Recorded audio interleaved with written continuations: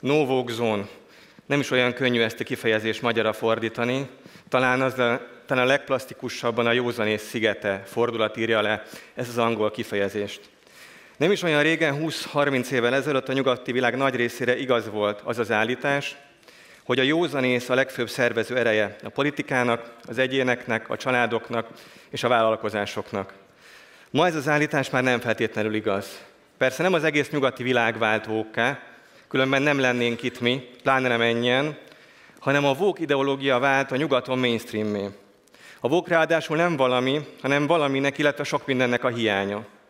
Hiányzik belőle elsősorban a józanész tisztelete. Hiányzik belőle a nyugati kultúránk szeretete, hiányzik belőle a család intézmények támogatása és a gyermekeink védelmezése.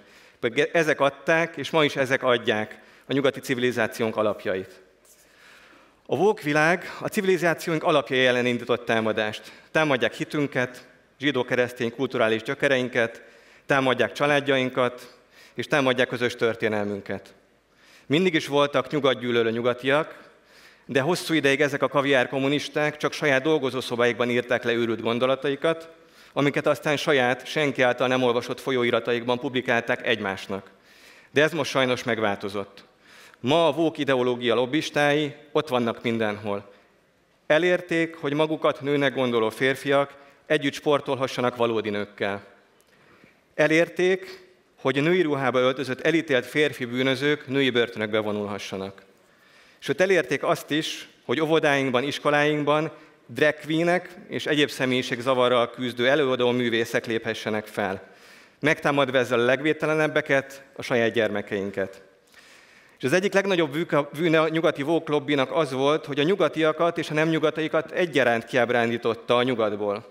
20 évvel ezelőtt a nyugat popkulturális termékei vonzóak voltak nekünk nyugatiaknak, és egyébként a nem nyugati világ számára is. A Coca-Cola, a Budweiser, a Nike, és még lehetne sorolni, egyet jelentett a szabadsággal, a prosperitással és a nyugati életformának az elsőségével. Ma ez is megváltozott. Hollywood nem hősöket vetít már a vászonra, hanem gendersemleges áldozatokat és fehér, keresztény, kulturális talapzaton álló, józan ésszel gondolkodó elnyomókat. Sőt, a nagyvállalatok is elkezdtek asszisztálni a woke ideológiához, és sokszor az anyagi áldozatokat is vállalva az identitáspolitika oltárán feláldozzák a saját prosperitásukat. A Bud Light, az Egyesült Államok legnépszerűbb sörmárkája úgy döntött, hogy egy magát nőnek képzelő, affektáló férfivel, aki Audrey Hepburn jelmezbe öltözik, fogja reklámozni a legnépszerűbb sörmárkát. Ez az amerikai férfiaknak és nőknek, akik szeretik a sört, nem tetszett. Egy hét alatt a sörgyártó cég 4 milliárd dolláros veszteséget könyvelt el, ami 1400 milliárd forintnak megfelelő összeg. Ez nagyjából a nyugdíjkasszának a fele. Van erre egy amerikai konzervatív mondás, go woke, go broke, ami nagyjából annyit tesz, hogy vállalt fel az extrém baloldali identitáspolitikát, és csődbe fogsz jutni. A nyugati világon kívül azonban soha nem volt a világ egyszerre szabad és gazdaságilag stabil. Ez azért fontos állítás, mert nagyon sok nyugati azt gondolja, hogy a nyugati világot felmentő sereget nem nyugaton, hanem keleten kell keresni. Mi egy érthető logikai gondolat, de mégis hibás. Mert a nyugatot csak a nyugati világ mentheti meg önmagától és a külső veszélyektől is. Ugyan saját szerény eszközeinkkel, de mi, akik itt vagyunk a CPAChen, ehhez szeretnénk hozzájárulni. Tegyük újra nagyjá a nyugatot, make the West great again. Erről fogunk most beszélgetni Jovan Palalic szerb parlamenti képviselővel, Glenn Papen amerikai egyetemi professzorral, aki a frissen megválasztott elnöke a Magyar Külügyi Intézetnek, és Francesco Giubileivel Olaszországból, aki a Nazione Futura nevű olasz konzervatív think tanknek a vezetője. Köszönöm szépen a figyelmüket!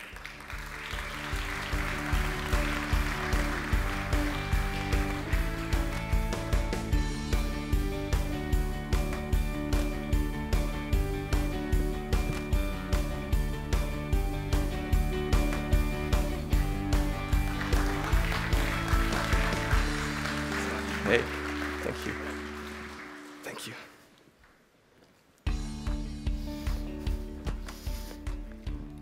Gentlemen, thank you for coming. It's an honor to sit on the stage with you guys. It's a very important and a very broad topic, so let's get started. Let's jump into the middle. What do you think? Is there a possibility to combat the woke ideology in the West? Is the remedy of the challenge what you're imposing on the normal society that we can combat? And are we strong enough to combat them and get back to normality? Leden, what's your opinion on that? Well, I just want to start out by saying that I personally use he, him pronouns, so I'd like you to be respectful of that today. And I think it's also important, though, that we acknowledge that we are holding this conference on the traditional lands of the Hungarian people as well. So it's very important to just want to get that acknowledgement out of the way. But look, for a long time, the global liberal elite have claimed that they speak for the consensus of the world. And that, I think, is what is beginning to change. It's been obvious in the last few years that what they really want is for us to be isolated and weak. And the woke idea is part of that.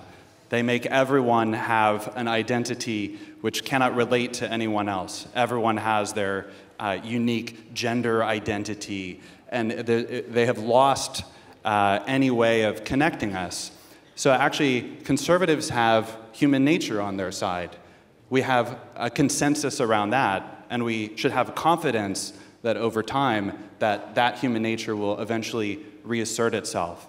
So the situation, I think, is that the woke ideology has made us isolated and weak, and conservatives who speak for the silent majority know that that is the only way that we can be connected and strong. So I think there's a lot of hope if we just place our bets on human nature itself. So you think that they are weak, but they're loud. What's the situation in Italy, Francesco? What do you think?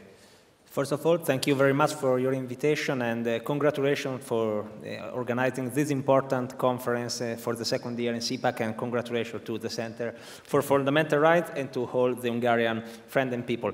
I think that we need to come back to normality. How you know, in Italy, we had a few months ago the national election, and fortunately we have a conservative government led by Giorgia Meloni, that is our Prime Minister. So we can say that you are not alone. Also in Western Europe, there are some conservative government like Italy. When we talk about the woke problem, I think that we have to talk about this problem in two perspectives. One is the cultural perspective, and the other is the political perspective. From the cultural side, we see that there is like a tyranny of the minorities. Because if we talk with the normal people in Italy, in Hungary, in Poland, in United States, I think that the normal people are against this vision of the woke culture, this vision of the cancel culture.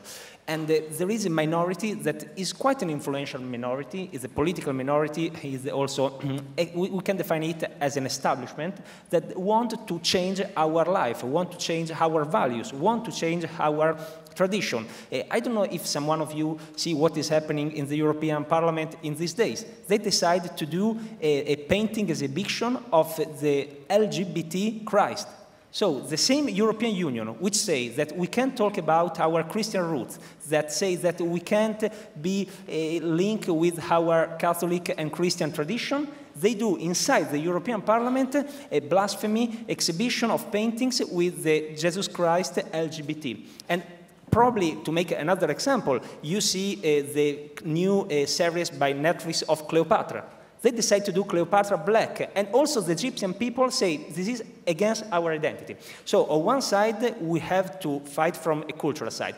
But on the other side, I think that is quite important, and that's why this event, the CPAC in Hungary, is a real important event. It's important to have a link between the cultural world and the political world. And that's why the European election of the next year are going to be a really important appointment. Probably for the first time, there can be a majority of conservative with part also of PPE, but if we can change the government of the European Union, that is probably in Europe the place where the woke culture is more spread all over country, I think that we can change the situation and come back to the normality which the normal people, the common sense that the normal people have never lost. Jovan, you are coming from a country, from Serbia, where still common sense is the driving force of politics. Is it true for the public life and for the pop culture as well? At the beginning, allow me to thank my all Hungarian friends for inviting me and giving me opportunity to take part in this prestigious conference. I can freely say that I I feel at home here in Budapest, in a friendly Hungary, because alongside Hungary, Serbia remains a strong no-walk zone in this part of Europe. It is the reason why Serbs and Hungarians today respect, support, and understand each other never before in their thousand-year history. We fight the same battles to remain free, sovereign, ourselves, and our peoples feel it. Concerning this topic, in my opinion, Europe must renew the idea of nation, because the only way to protect ourselves from such erosive left-wing ideologies that destroy the very being of man and the entire community. In this place, I want to appeal to you to unite and to try to build Europe in a different way as a Europe of nations, because this leftist concept has failed and brought European people, European societies and states to the brink of the ruin and complete marginalization. Our enemies know that if they destroy our identity, our memory of successes, sacrifices, heroism, dedication, and victories, and if they erase what our ancestors fought, they will turn the European man into a mere number they can manipulate as they wish. A God created man to be perfect in his image. Today, we conservatives defend the meaning of man's creation against attempts to degrade him. Thank you. And we already identified the problem and had a conclusion that we should preserve our national heritage and historical heritage. What do you think, gentlemen? What should be the tools for that? Should we conservatives go radical and protect our cherished values radically, or remain cool-headed, remain conservative and traditional, and let's wait and just say out loud for the public that what are the core values of our Western world? Well, earlier this morning, the Prime Minister referred to the liberal ideology as a kind of virus. And as we know, viruses appear and they spread, and eventually they go away. So in places like Hungary, where we still have a normal society, we have to preserve that while the virus passes over. But eventually it will go away. Of course, as he said, there will be some other new form as well. But I was thinking recently that in the state of Oklahoma, they had a referendum on the legalization of marijuana. And this has been a big thing in the United States in recent years. It's actually destroyed a lot of communities. Portland, Oregon, for example, comes to mind. It's almost like a joke in the American mindset. And this has happened everywhere else you go now. Even in Washington, D.C., you smell the horrible smell of marijuana and see the destruction that this legalization of drugs causes. And I don't know, maybe the people of Oklahoma saw that, because there have been these places of experimentation, but the experiment is obviously failing and causing destruction. Like, people are leaving San Francisco, for example. They're coming to Texas. And then some people from Texas are coming to Hungary. So from a woke zone to a no-woke zone. Yeah. That's right. I just go back and forth between no-woke zones. So, but I think that's the hope, is that where we have normality, we have to preserve it while the craziness passes over. I think it's going to be a big mistake to be radical, and it's going to be a big mistake to be too extreme. We don't have to be radical or extreme, because if we became radical, we are doing exactly the game of the other. They want us to be radical. They want us, if you go in Western Europe on a public debate on television, for example, and you have in front of you some liberal journalist or some liberal politics, they want to tell to the people that, look, they are some strange guys, they are really extreme, they are not normal people, they want a radical society. But the truth is that we only have to underline what is our tradition. And the radical are the woke people, and we don't have to fight in the same way of them. We only defend who we are. I think, talking about migration, that sometimes the problem are not the migrants who came in our country, but we are the problem. We are the problem because sometimes we decide to change our values, to change the way in which we live. For example, in our country, inside the school, we have the crooks and some Christian symbol inside the school, and when is coming someone that is, for example, from a Muslim religion, we decide to take out from the schools the crooks in the school, or we decide to hidden our Christian and Catholic symbol. And this is a mistake, but it's our fault. Roger Scruton talked about oikophobia, and I think the concept and the idea of oikophobia, hate for ourselves, hate for our home, hate for our nation, is our big mistake. So as a conservative,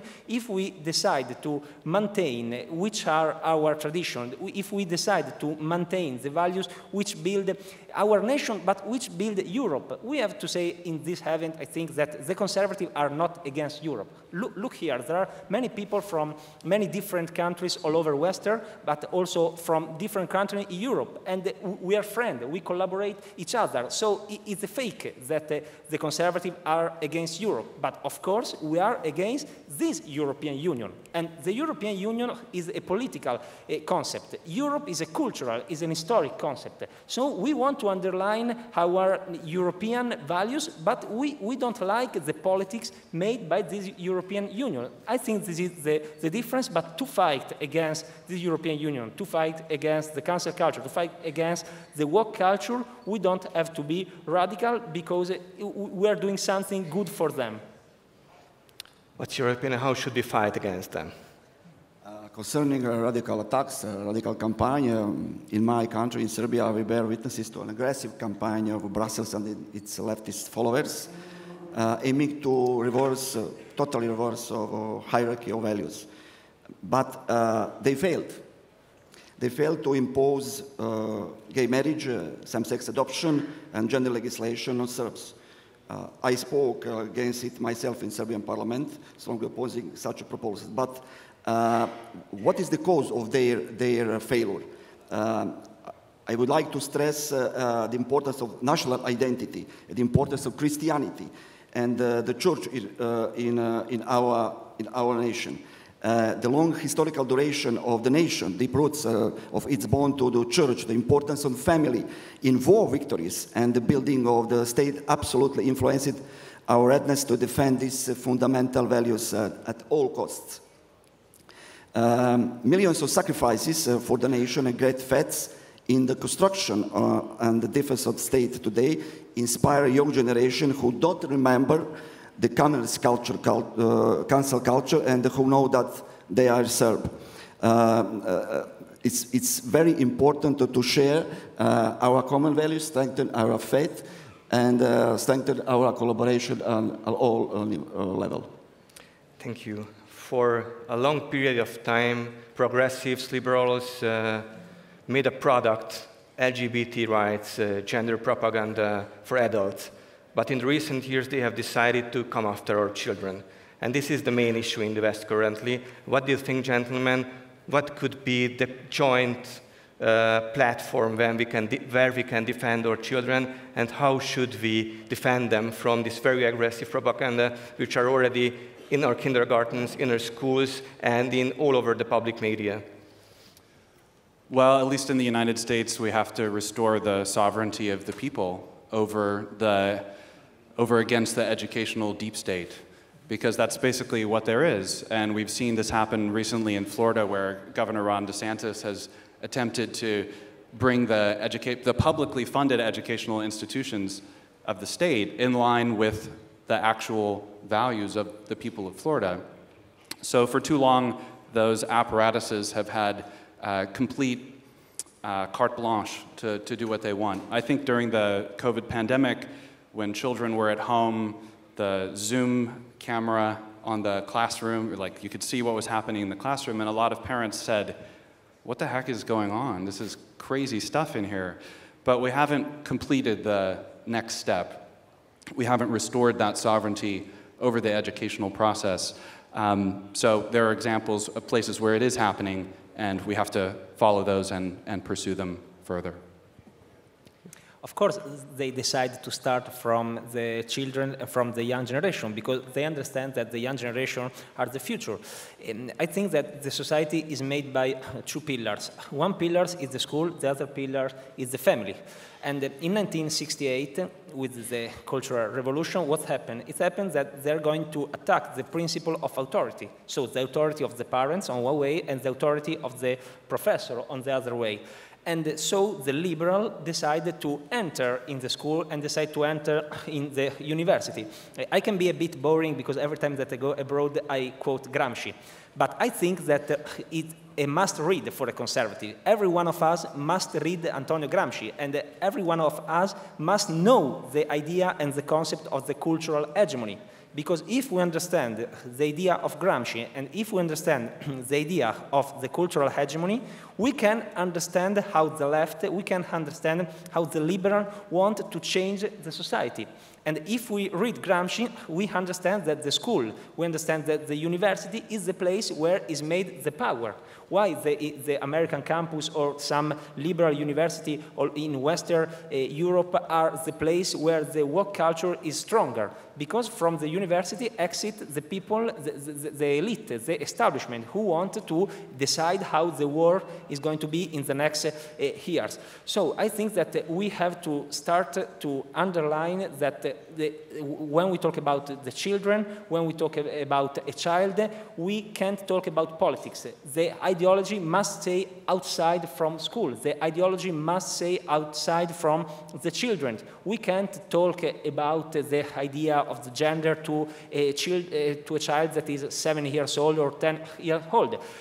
I think that what is happening in Spain, there are many Spanish conservative friends, but what's happening in Spain with the liberal government, with the so-called ley trans, is something that is really scared. In Spain, they decided to approve a law where a children that is 12 years old or 14 years old, he can decide to change his sex. So if he's a man, he can become a woman with only a piece of paper, without the consent of the father or of the mother. And this can be really dangerous for our future. So I think that we can see the law that was approved in Spain, the so-called ley trans, and make the opposite. What do you think, how can we protect our children? My dear conservative friends, concerning this topic, I must mention that these days are very sad for my people because of yesterday's school shooting where 8 pupils were killed by their classmate. I believe that it's important to mention this today at this respected meeting because it's about protecting the most important values that are under attack by extreme liberals today, family and school. What is the position of the family and the school in our societies when a 40-year-old boy can plan a crime in detail that looks like a video game or horror movie? We must make a huge change and save our children from the destructive ideas that are imposed on them. Parents must once again take responsibility and be parents, and schools are placed not only for learning, but also for building healthy and responsible personalities. My country is struggling. Our President Vučić proposed very strict measures concerning the media, weapons, and the schools, and we will fight. Thank you. And my final question will be referring on the maybe small shining ray of light, of hope, with what happened with Anheuser-Busch, with Bud Light. So Bud Light decided, as a beer-producing company, to put a transgender celeb on their beer cans. Basically, the question would be, who cares? But the majority of American society got outraged of that. And my question is there any hope? Are we close to a turning point when the normal masses are going to turn against the woke lobby, the woke mob, which are already influenced mass media, big tech, big corporation, and politics as well? And I kindly ask you, be brief with your answers because we are running out of time. Thank you. Well, in the United States, conservatives have traditionally defended big corporations, but now people are starting to see that a lot of the big corporations are becoming woke themselves. People talk about woke capital. So I think this was a turning point. People are aware now of this situation and will be able to exercise more choice in the products that they consume. Your question is really interesting, but we don't have many time, so I want to say one final message, that is we need to fight for freedom. The concept of freedom is really important in our society, and I think that we have to fight all together, because our mistake sometimes in the past was to be only single people, single association, single country, but we have to stay all together as a conservative all over Europe and Western country and try to fight in the same direction. Jovan, your final thoughts on that? No, I share a position. Gentlemen, thank you very much for valuable thoughts. Thank you for being here. Thank you again for accepting our invitation. It was a great conversation. Let's continue it behind the scenes. Köszönöm szépen a figyelmüket.